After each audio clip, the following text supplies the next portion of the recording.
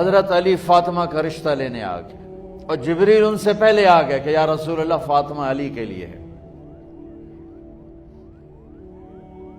باپ محمد مصطفیٰ جیسا ہے، رشتہ مانگنے والا علی جیسا ہے، اور بیٹی فاطمہ جیسی ہے۔ اور آپ پوچھتے ہیں علی کیسے آئے؟ وہ شرم کی وجہ سے کچھ کہہ نہ سکے، چپ۔ آپ کو تو پتا تھا، آپ نے فرمایا فاطمہ کے رشتے کے لیے آئے ہو؟ کہا جی۔ تو جبریل تنال بیٹھا ہوا ہے کہ یا رسول اللہ اتھے ہی کرنا ہے۔ آپ نے ہاں نہیں کی،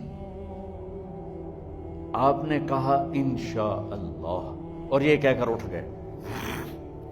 انشاءاللہ نبی کا ہاں ہی ہوتا ہے، لیکن جبریل کے آنے کے باوجود اور اللہ کے کہنے کے باوجود میرے نبی کو بھی پتا ہے کہ یہ رشتہ یہاں کاتب تقدیر نے لکھ دیا ہے، لیکن امت کو سبق سکھانے کے لیے آپ گھر تشریف لے گئے۔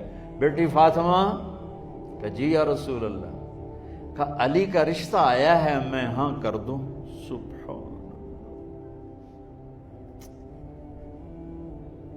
میں اپنے دیہاتی بچیوں پہ مجھے رونا آ گیا کہ جنہیں پتہ ہی نہیں ہوتا سانو کہیں دے نال بندے پہ جانور ہے یا انسان ہے۔